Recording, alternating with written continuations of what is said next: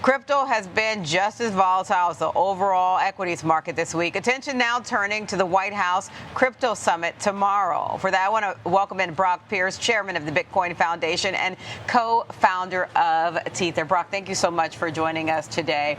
All right, so I feel like there is a little bit, although there had been turbulence around crypto this week, and you know, I think we often use Bitcoin as the benchmark, kind of jumping off point. It seems like there's a little bit more stability, at least when I look at it today. It's holding that 90,000 level.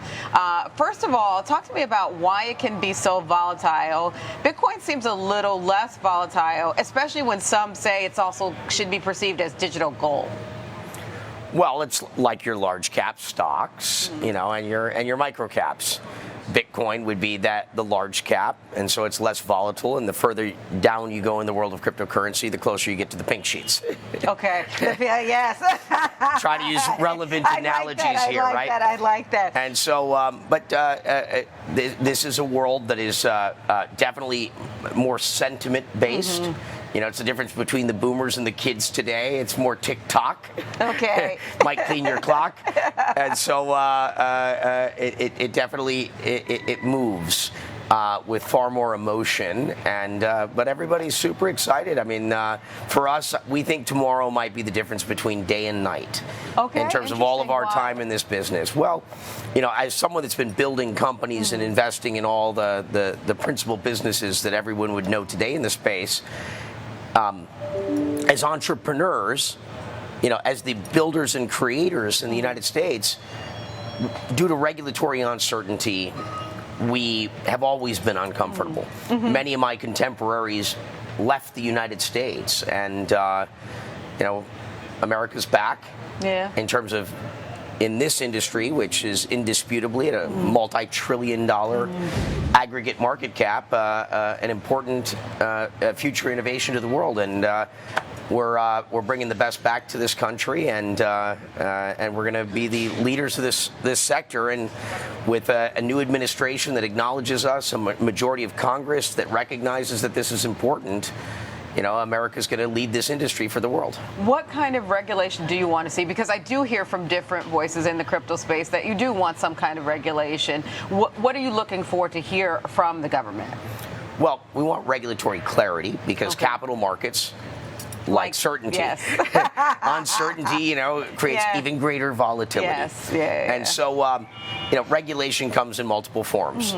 There's sensible regulation, which is here to provide what government is generally intended to do, the just basic guardrails, basic protections, so that we don't have implosions, you know, of like stable coins or FTX. I mean, that we can go deep down that rabbit hole if we like, but I think that horse has been well beaten. Yes, we've done that enough. Well beaten. But yes, how do we make sure that we are allowing innovation to flourish, to create greater efficiency and better products and services for the American people, the world at large, while also making sure that we're protecting consumers? It's basic, sensible regulation, I think, is the thing that everyone would be happy with.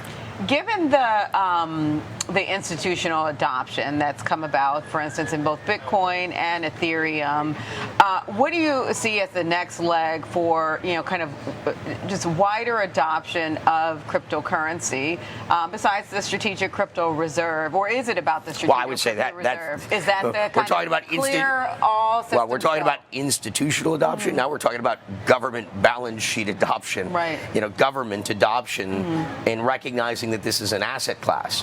I mean, I think this is, we've gone beyond institutional adoption, right? This is, the ultimate adoption is that the U.S. government says we're putting it on our balance sheet as a strategic reserve, a strategic asset. I mean, I'm not sure. I'm not sure we can go further than that unless Elon Musk takes us, you know, the Martian reserves.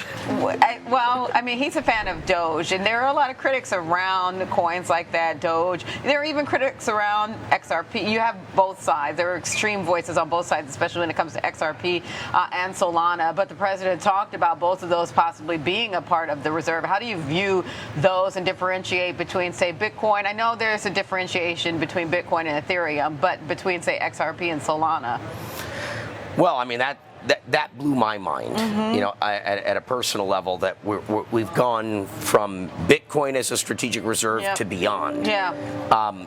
I'm personally enthusiastic about it, though sure it'll be criticized because Bitcoin is certainly established as the so-called digital gold. Right. Beyond that, there's more uncertainty, far more competition, everyone trying to carve out their role and their purpose.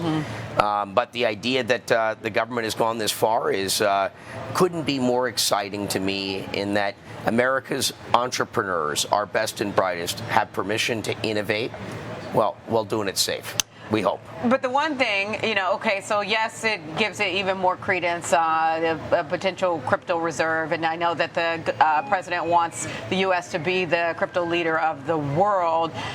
One thing we can't do, like your coffee, you can't pay for that with Bitcoin or Ethereum at this point.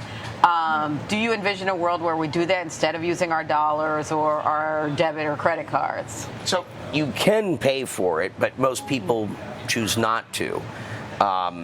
It's still not what I'd call a good medium of exchange. But if you take a look at something like Tether, which I co-founded over a decade ago now, Tether is doing upwards of $100 trillion a year of transactional volume. It's being used for settling trade finance. It's a more efficient, faster settlement system. You know, it's happening in a huge way, and it's also challenging, you know, what would you call BRICS, for example. Right. You know, dollar dominance.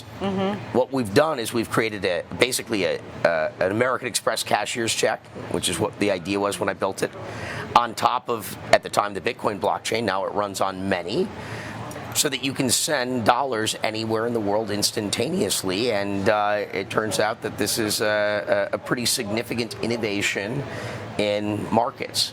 Okay. Markets like to operate 24/7 because time is money. They do. I know. Every market's turning into a 24/7 or 24/5 market nowadays. Brock, we'll have to leave our conversation there. I do find this fascinating. That's Brock Pierce, chairman of the Bitcoin Foundation and co-founder of Tether. Thanks a ton.